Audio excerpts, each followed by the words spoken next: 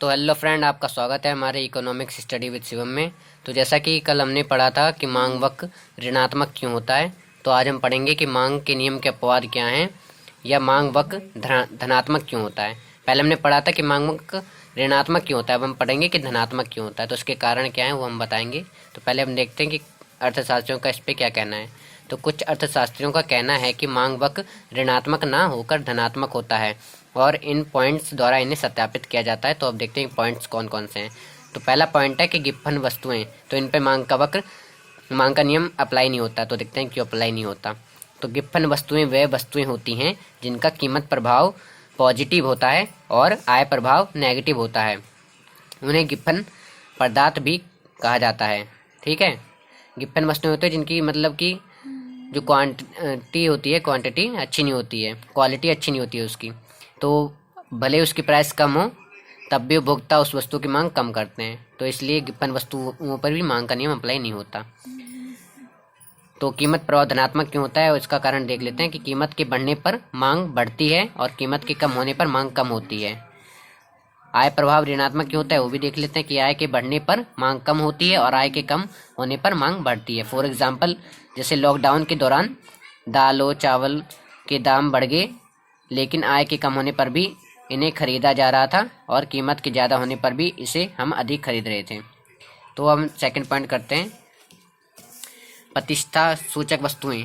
तो प्रतिष्ठा सूचक वस्तुएं वो होती हैं जिनकी कीमत के अधिक होने पे भी उपभोक्ता उनकी मांग करते हैं। तो ये प्रतिष्ठा सूचक वस्तुएं कौन कौन सी होती हैं हम देखते हैं। तो कुछ वस्तुएं ऐसी होती हैं जो समाज में हमारी प्रतिष्ठा बढ़ाती हैं, इन्हें प्रतिष्ठा सूचक वस्तुएं कहते हैं। इन पर मांग का नियम लागू नहीं होता। फॉर एग्जाम्पल, हीरे जवाहरात, कार आदि, इनकी कीमत के बढ़ने पर भी इन्हें अधिक खरीदा जाता है, तो इसलिए इस पर भी मांग का नियम अप्लाई नहीं होता। अब तीसरा पॉइंट देखते हैं, अज्ञानता।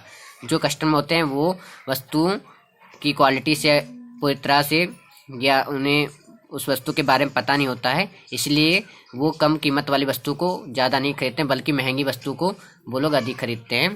तो देखते हैं क्या है। अज्ञानता के कारण भी हम लोग मांग के नियम का पालन नहीं करते हैं, क्योंकि अधिकतर उपभोक्ता ये समझता है कि सस्ती वस्तुएं कम कीमत मतलब कि अच्छी कीमत किस्म की नहीं होती और वह महंगी वस्तु ही खरीदना पसंद करता है।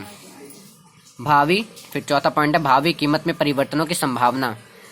तो भविष्य में कीमत बढ़ने का कोई कारण, जैसे कि लॉकडाउन, अकाल या त्यौहार, तो मांग का नियम लागू नहीं होता। मतलब कि अगर कोई त्यौहार आ जाता है तो वस्तुओं की कीमत के ज़्यादा होने पर भी उपभोक्ता उसे खरीदते हैं, क्योंकि उन्हें उस वस्तु की ज़रूरत होती है। फिर पांचवा पॉइंट है अनिवार्यताएं। तो अनिवार्य वस्तुओं पर मांग का नियम लागू नहीं होता, क्योंकि इनकी कीमत कम हो या अधिक हमें इसे खरीदना ही पड़ता है। जैसे हो गया चीनी, नमक, तेल, माचिस आदि। तो आज के लिए बस इतना ही। बाकी कल हम पढ़ेंगे मांग में वक्र में परिवर्तन कैसे होता है। ये 2 प्रकार का होता है, इसके बारे में हम कल डिटेल से पढ़ेंगे। बाकी आज के लिए इतना ही। हमारे चैनल पर जुड़े रहने के लिए हमारे चैनल को लाइक एंड सब्सक्राइब करें, ताकि हम आगे भी आपके लिए ऐसी वीडियो लाते रहें। Thank you.